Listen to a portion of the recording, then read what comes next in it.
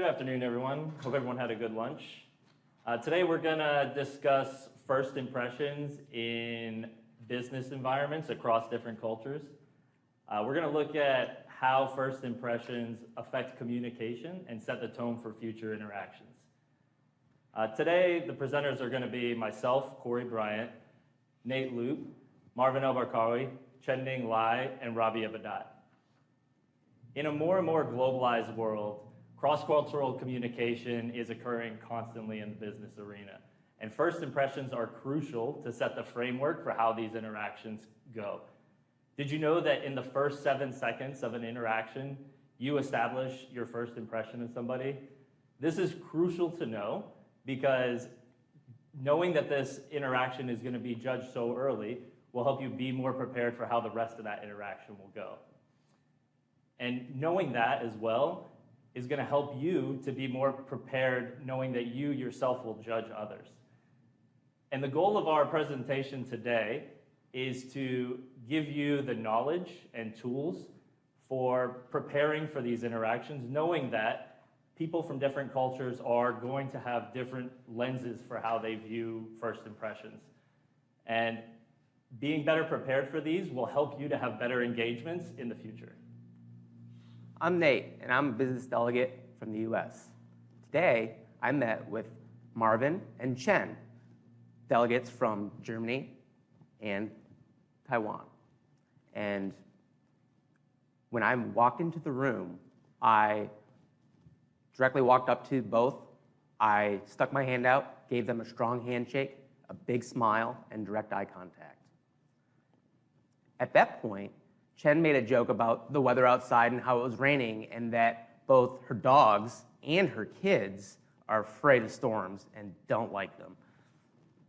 So we had a little bit of small talk at that point, and after a little bit, Marvin insisted that we get to the presentation. I did notice that Chen was a little bit uneasy at that point, but I didn't really think anything about it at the time.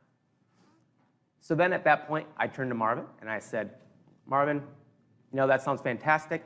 How about you start us off, and we'll see where our interests align and where they may differ. Actually, Mr. Luke, with all due respect, we all know what we came here for. We all know the objectives, so, I have a meeting to attend to, so let's cut the small talk short and get to business, please. Let's just pause for a second. What just happened? When you do business with a German delegate, representative, etc., you got to keep 3 things in mind. First of all, come prepared. What he just asked me to do should have been done in the first place. That's what we call homework. So we value analysis over intuition. So come prepared, put all facts on the table, and make way for a well-informed and structured decision. That brings me to my second point. Be clear and direct. Small talk is nice, but especially when time is of the essence, make sure to get to the point, to state your objective, cut the small talk short, and respect everybody's time. And number 3, did you notice how he just addressed me as Marvin? We haven't met before this business meeting. So, we haven't met, we're not friends. So make sure to keep in mind the formality in Germany. First of all, the title, the correct formal pronoun, and to make sure you're not perceived as informal or unprofessional, make sure to stick with a last name basis. But as you might have noticed, the Taiwanese delegate nodded. Would you like to elaborate? Yeah. I agree with what German delegate said. Why did Mr. Luke use my first name right away? It's our first meeting. And using my first name seemed really informal and overlooked my position. Honestly, as a Taiwanese delegate, I'm really excited about today's meeting. However, the way the meeting started made me uncertain about bringing new proposal back to my team. First of all, the American delegates seem really nice, and in Taiwan, if you want to make business with us, politeness is really important.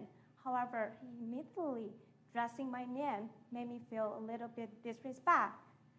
Then I have an issue building the connection with German delegate, which is very important for future collaboration. He didn't even give me the business card.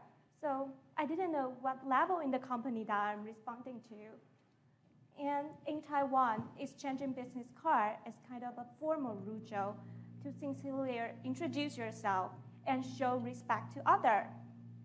So honestly, I feel he is a kind of arrogant, thinking he can make the decision by himself.